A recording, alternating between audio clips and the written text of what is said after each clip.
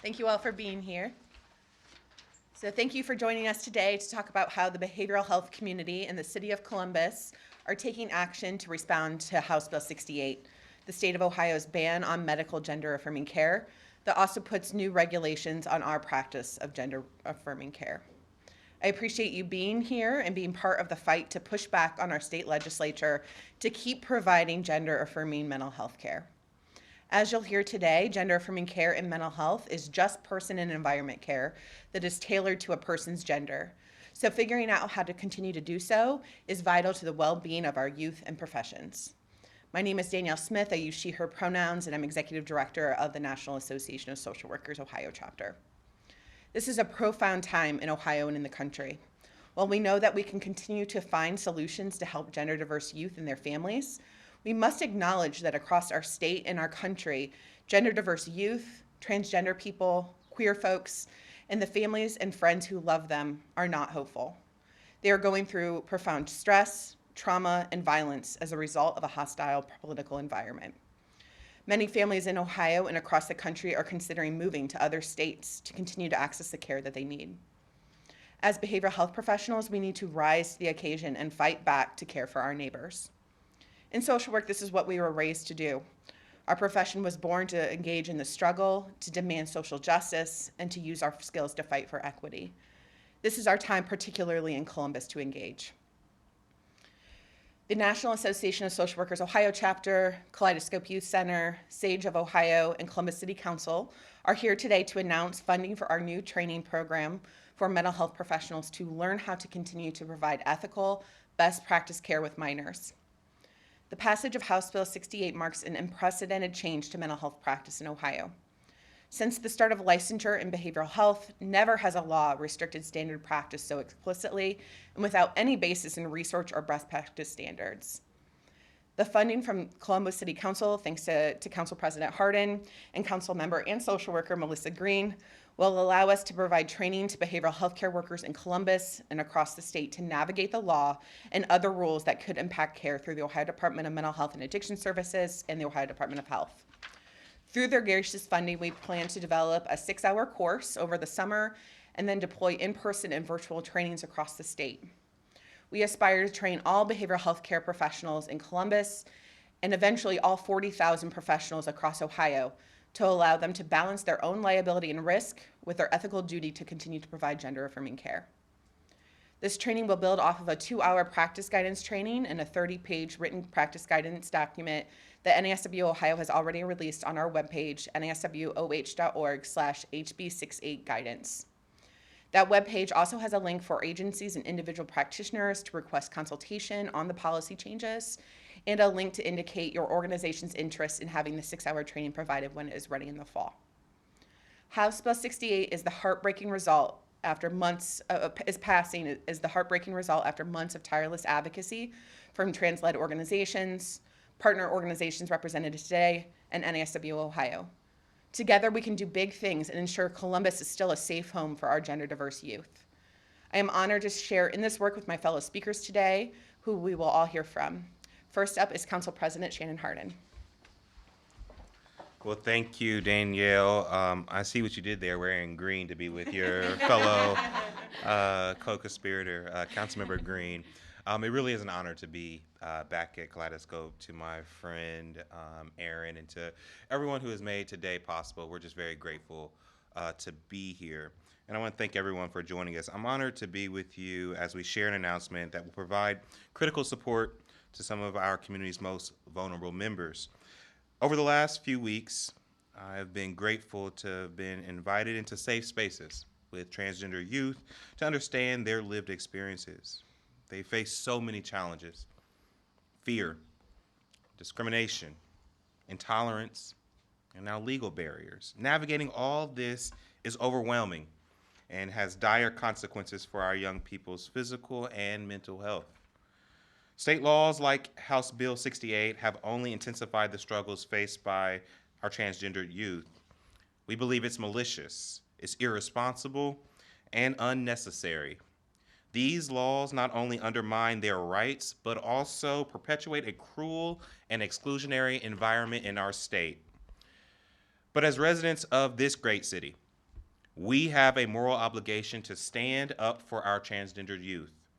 They deserve to feel safe, to feel supported, and to feel accepted for who they are.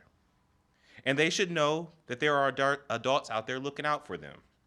So tonight, Council will vote to fund a new partnership with the National Association of Social Workers, Ohio chapter. This program, as Danielle explained, will equip social workers with the tools and knowledge necessary to support our young people. Specifically, it will help them navigate Ohio's unnecessarily burdensome regulatory landscape and help transgender youth access the care that they need and more so that they deserve.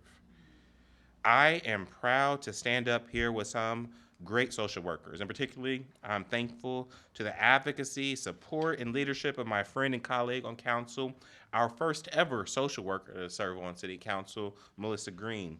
I'm grateful for this partnership. She has hit the ground running. On Sunday, March 31st, we will mark International Transgender Day of Visibility, and tonight on council, we will pass a resolution to mark that occasion. But words are not enough, which is why we are so proud to be taking this action as well. Still, we can all do more. All of us need to search our hearts. Policymakers, educators, parents, neighbors, and allies, and take actions in our own lives and our communities. We must educate ourselves. We must be those adults who will foster a more inclusive and compassionate environment for our transgender youth and their families. And we have to tell our legislators that bullying our kids is unacceptable, and we won't stand for it in the city of Columbus. Now it's my honor to introduce my colleague and my friend, Councilmember Melissa Green.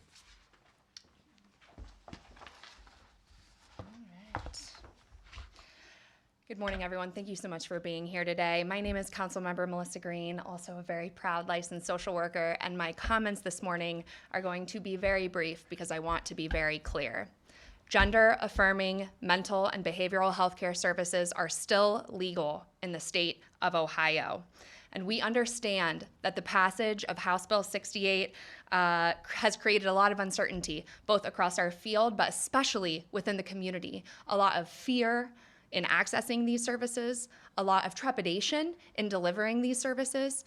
And on behalf of myself, on behalf of my colleague, Council President Shannon Hardin, in partnership with the many, many advocates and organizations like the Kaleidoscope Youth Center and National Association of Social Workers, we are committed to doing absolutely everything we can within our power to make sure that every single person, especially our transgender, especially our non-binary youth, feel safe and comfortable accessing these critical life-saving services.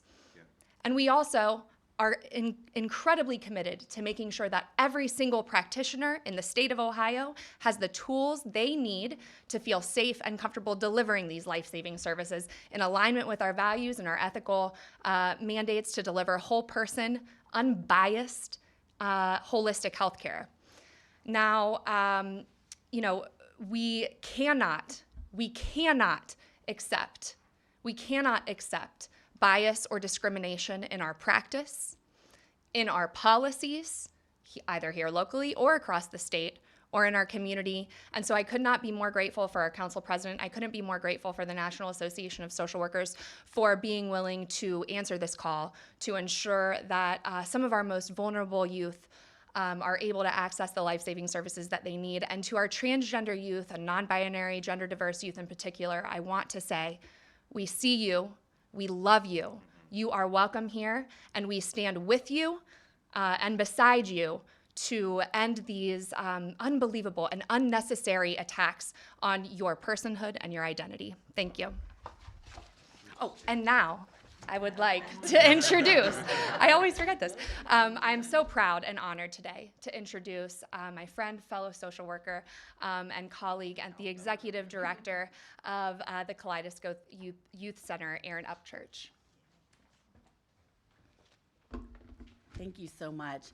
Kaleidoscope Youth Center is Ohio's largest and longest-standing organization to serve LGBTQI+ youth and young adults.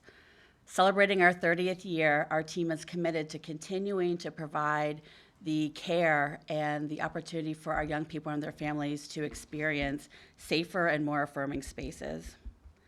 I stand here today as a proud social worker entering my 25th year of practice, and I can honestly say that this is absolutely the first time that I've ever had to navigate something that is so restrictive, egregious, and ultimately unnecessary.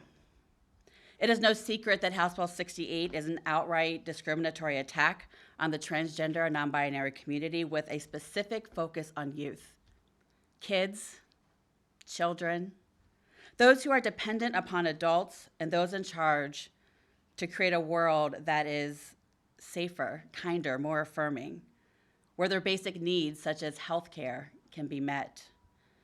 On behalf of all the youth and families in Ohio, Kaleidoscope Youth Center is grateful for the audacious and daring leadership of Council President Hardin, Councilmember Green, and Columbus City Council, and especially our partners at NASW Ohio. We're excited to stand with and get to work in equipping Ohio's providers to do the collective work of creating that world in which we know our young people deserve. A world in which they know they are loved, that they are necessary, and that they are on purpose. The time is always right to do what is right. And next, I will welcome fellow social worker, board president of Kaleidoscope Youth Center, and owner of Tepper Counseling, Lee Tepper.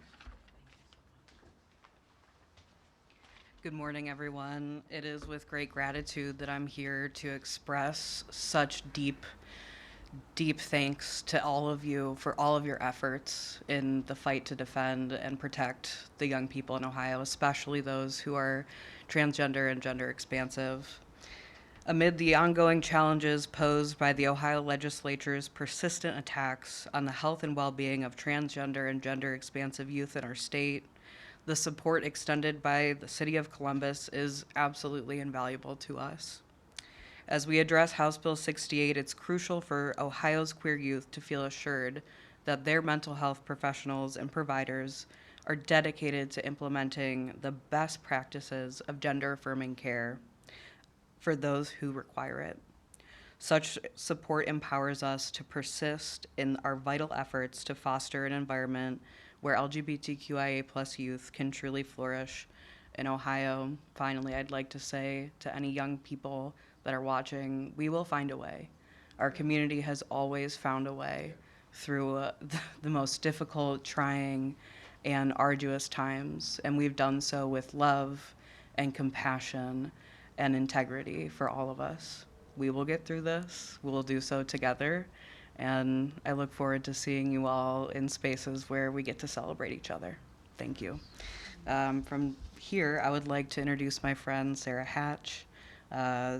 She is the board president of Sage, Ohio, and a licensed professional counselor. We got another, right? Our first non-social worker. Thanks, Lee. It is a pleasure to join you all this morning. I appreciate so much you all letting a counselor join the ranks of the social workers. I really appreciate it.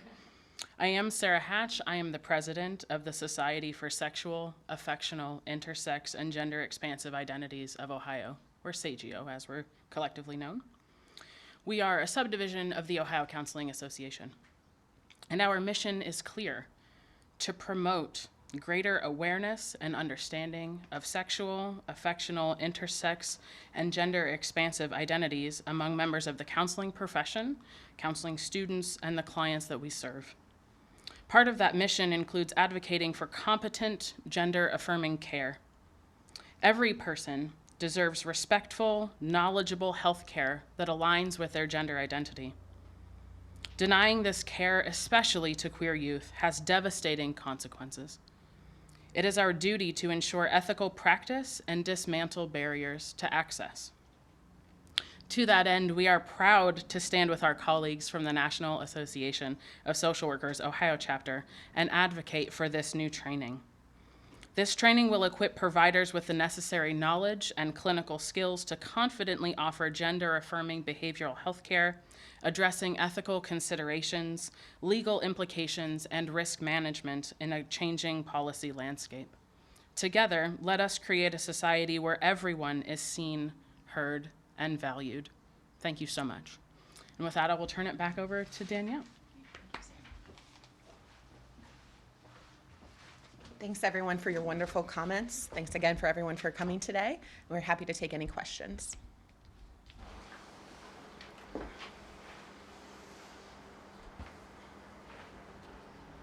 Right, we're happy to do one-on-ones, right? Yes. Thank you. Cool, thank you. How are you? Thank you so much.